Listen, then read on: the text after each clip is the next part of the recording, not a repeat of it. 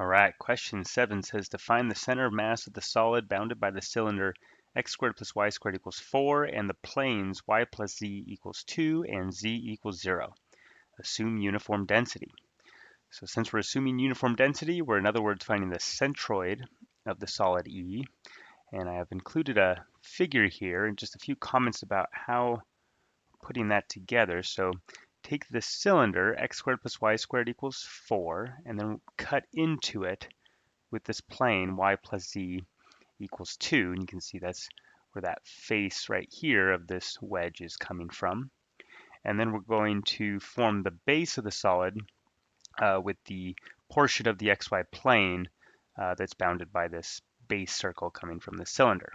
Okay. The next thing to notice here is that this solid is symmetric about the YZ plane.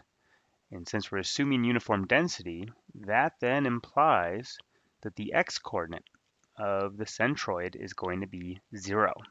So in other words, the centroid will lie in the YZ plane. Okay, so that's nice. It takes out some of the computation we'll have to do.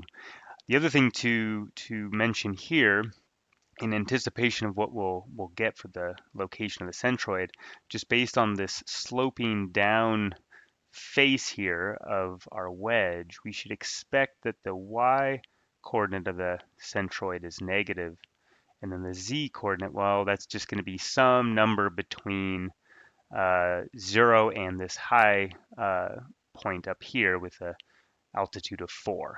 Okay, so now let's go ahead and compute the mass. So we're going to integrate our density function over our solid. And I'll go ahead and use cylindrical coordinates for this. And notice if I project the solid down onto the xy plane, I'm just going to get this base disk of radius 2. So there's its description in polar. And now for a fixed point in this disk, I'll let z vary from 0 up to the height on this plane. And for the plane, z is equal to 2 minus y, and y in cylindrical is r sine theta. And so we get that upper bound for z. So we have these bounds for z, and then these are the bounds for r and theta. Don't forget that factor of r in cylindrical. So you go ahead and integrate. I've done just the first couple of steps here, and in the end, you wind up getting k times 8 pi for the mass.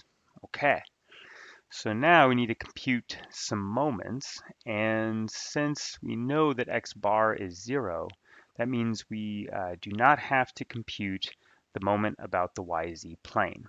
Okay, so let's go ahead and compute the moment about the xz plane. This is going to be the integral of y times our density function over our solid. And y in cylindrical is r sine theta. We have our k from the density. And don't forget that r there in cylindrical. You go ahead and compute that integral. You're going to wind up getting minus k times 4 pi, which then will imply that y bar, which is the xz moment over the mass, will come out to be minus a half, which is what we anticipated, right, that y would come out to be negative. So, okay, that's all good. How about the xy moment? Well, we're integrating now z times our density. And so we're going to have, well, just z, because z is itself in cylindrical. And then our k from the density, got our factor of r there we don't want to forget. You compute that integral, you wind up getting k times 10 pi.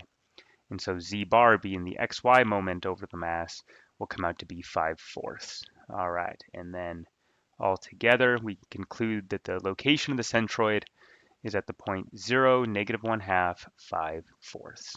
All right, great. Thanks so much.